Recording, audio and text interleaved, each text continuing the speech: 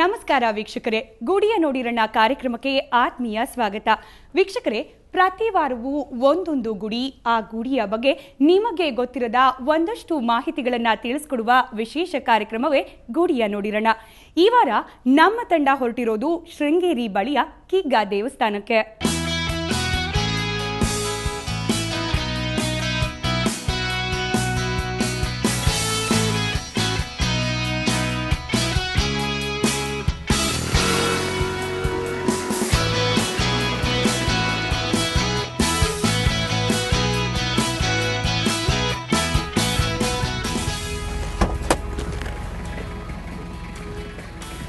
ವೀಕ್ಷಕರಿಗೆ ನಮಸ್ಕಾರ.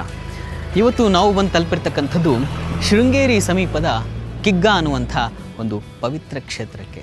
ಇಲ್ಲಿ ಋಷ್ಯಶೃಂಗೇಶ್ವರ ಸ್ವಾಮಿ ನೆಲೆಸಿರ್ತಕ್ಕಂಥದ್ದು ಬಹಳ ಪುರಾಣ ಪ್ರಸಿದ್ಧವಾದಂಥ ಕ್ಷೇತ್ರ. ಈ ಕ್ಷೇತ್ರದ ದರ್ಶನ ಮಾಡೋಣ. ಅದಕ್ಕೂ ಮುನ್ನ ನೀವು ಈ ಕ್ಷೇತ್ರಕ್ಕೆ ಬರೋದಾದರೆ ಹೇಗೆ ಬರಬೇಕು, ಬಂದವರಿಗೆ ಉಳಿದುಕೊಳ್ಳುವಂಥ ವ್ಯವಸ್ಥೆಗಳೇನಿವೆ, ಇದೆಲ್ಲದರ ಒಂದು ಪುಟ್ಟ ಮಾಹಿತಿಯನ್ನು ನೋಡ್ಕೊಂಡ್ಬಂದ್ಬಿಡಿ.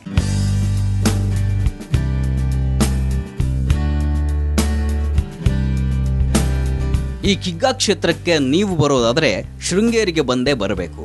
ಶೃಂಗೇರಿಯಿಂದ 8 ಕಿಲೋಮೀಟರ್ ದೂರದಲ್ಲಿದೆ ಈ ಕಿಗ್ಗಾ ಕ್ಷೇತ್ರ. ಅಂದಹಾಗೆ ಬೆಂಗಳೂರಿನಿಂದ ಶೃಂಗೇರಿಗೆ ಸಾಕಷ್ಟು ಬಸ್ಸುಗಳ ವ್ಯವಸ್ಥೆ ಇದೆ. ಅವುಗಳ ವಿವರವನ್ನು ಗಮನಿಸೋಣ.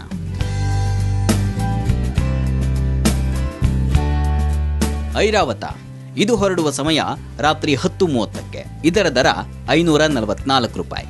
ಇನ್ನು ಕರ್ನಾಟಕ ಸಾರಿಗೆ ಇದು ಹೊರಡುವ ಸಮಯ ರಾತ್ರಿ 8:30ಕ್ಕೆ, 9:45ಕ್ಕೆ, 10:30ಕ್ಕೆ ಹಾಗೂ 11:30ಕ್ಕೆ. ಇದರ ದರ 350 ರೂಪಾಯಿ. ಇನ್ನು ರಾಜಹಂಸ ಇದು ಹೊರಡುವ ಸಮಯ ರಾತ್ರಿ 10ಕ್ಕೆ ಹಾಗೂ 10:15ಕ್ಕೆ. ಇದರ ದರ 480 ರೂಪಾಯಿ.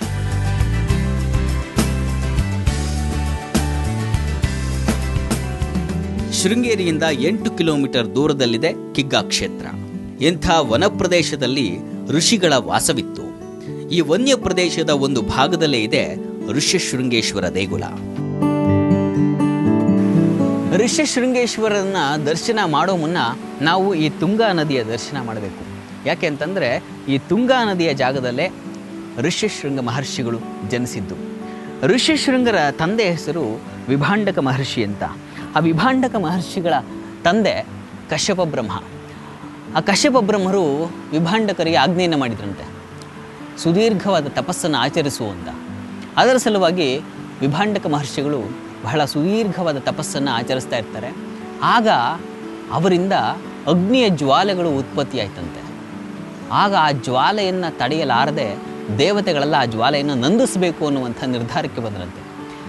ಆ ಜ್ವಾಲೆಯನ್ನು ನಂದಿಸಬೇಕಿದ್ರೆ ಅವರ ತಪೋಭಂಗವನ್ನು ಮಾಡಬೇಕು.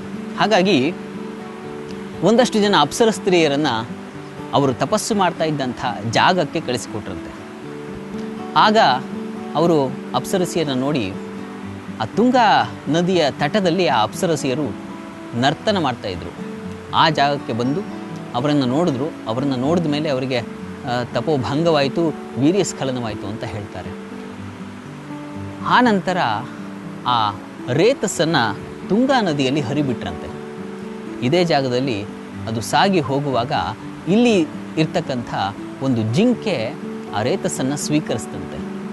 ಜಿಂಕೆ ಸ್ವೀಕರಿಸಿದಂಥ ರೇತಸ್ಸಿನಿಂದಾಗಿ ಆ ಜಿಂಕೆಯಲ್ಲಿ ನವಮಾಸಗಳು ತುಂಬಿ ಆ ಜಿಂಕೆಯಲ್ಲೇ ಒಬ್ಬ ಋಷಿಯ ಉತ್ಪತ್ತಿಯಾಯ್ತಂತೆ. ಜಿಂಕೆಯಿಂದ ಉತ್ಪತ್ತಿಯಾದ್ದರಿಂದ ಆ ಹುಟ್ಟಿದ ಮಗುವಿಗೆ 2 ತಲೆ ಮೇಲೆ 2 ಕೋಡುಗಳು ಬೆಳೀತಂತೆ. ಹಾಗೆ ಶೃಂಗ ಅಂದರೆ ಕೋಡು ಅಥವಾ ಕೊಂಬು ಅಂತ ಅರ್ಥ. ಹಾಗಾಗಿ ಋಷಿಮೂಲವಾದ ಮಗುವಾದ್ದರಿಂದ ಅದಕ್ಕೆ ಮತ್ತು ಶೃಂಗಗಳಿದ್ದರಿಂದ ಋಷ್ಯಶೃಂಗ ಅಂತ ಅದಕ್ಕೆ ನಾಮಕರಣವಾಯ್ತಂತೆ.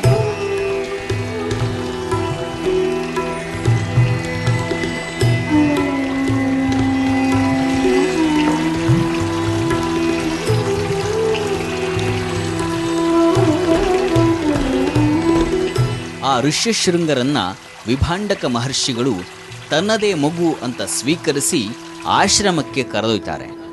ಆ ಆಶ್ರಮವಿದ್ದ ಜಾಗವೇ ಈಗ ಋಷ್ಯಶೃಂಗೇಶ್ವರ ದೇಗುಲವಾಗಿದೆ. ಇಲ್ಲಿಂದ 1-2 ಕಿಲೋಮೀಟರ್ ದೂರದಲ್ಲಿ ಆ ದೇಗುಲವನ್ನು ನಾವು ಕಾಣಬಹುದು.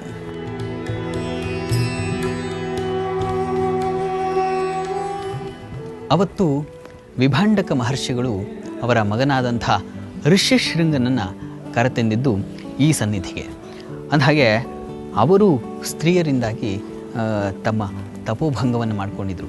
ಹಾಗಾಗಿ ಅದು ಮತ್ತೊಮ್ಮೆ ಮರುಕಳಿಸಬಾರ್ದು ಮತ್ತು ಅದು ತನ್ನ ಮಗನಿಗೆ ಬರಬಾರ್ದು ಅನ್ನುವಂಥ ಕಾರಣಕ್ಕೆ ಸ್ತ್ರೀಯರಿಂದ ಬಹಳ ದೂರವಿರಬೇಕು ಅನ್ನೋ ಕಾರಣಕ್ಕೆ ಒಂದು ಕಾಡಿನ ಪ್ರದೇಶಕ್ಕೆ ಅವರು ಕರೆತಂದಿದ್ದರು. ಆಗ ಈ ಜಾಗ ದಟ್ಟವಾದ ಕಾಡಾಗಿತ್ತು. ಇವತ್ತು ಈ ಒಂದು ದಿವ್ಯ ಸನ್ನಿಧಿಯಾಗಿದೆ. ಬನ್ನಿ ದೇವಾಲಯದ ಪ್ರದಕ್ಷಿಣೆ ಮಾಡ್ತಾ ಉಳಿದ ಸಂಗತಿಗಳ ಬಗ್ಗೆ ಮಾತಾಡೋಣ.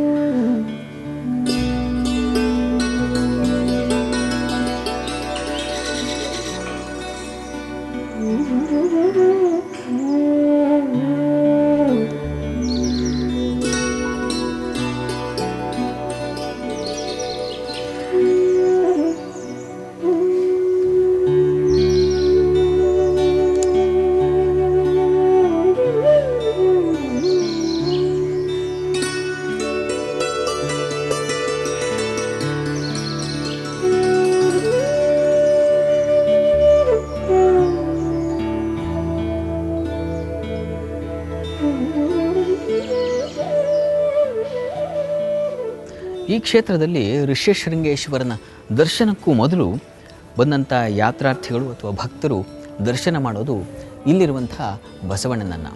ಈ ಬಸವಣ್ಣನ ವೈಶಿಷ್ಟ್ಯ ಏನು ಅಂತಂದರೆ, ಏನಾದರೂ ಸಂಕಲ್ಪವನ್ನು ಮಾಡಿ ಇದಕ್ಕೆ ಬೆಣ್ಣೆ ಸೇವೆಯನ್ನು ಮಾಡಿಸ್ತೀನಿ ಅಂದ್ಕೊಂಡ್ರೆ ಮಕ್ಕಳು ಹಠ ಮಾಡೋದು ನಿಲ್ಲುತ್ತೆ ಅನ್ನೋದು ಇಲ್ಲಿಗೆ ಬರುವಂಥ ಭಕ್ತಾದಿಗಳ ಅಭಿಪ್ರಾಯ. ಹಾಗಾಗಿ ಸಾಕಷ್ಟು ಮಂದಿ ಭಕ್ತರು ಈ ಬಸವಣ್ಣನಲ್ಲಿ ಪ್ರಾರ್ಥನೆಯನ್ನು ಸಲ್ಲಿಸ್ತಾರೆ.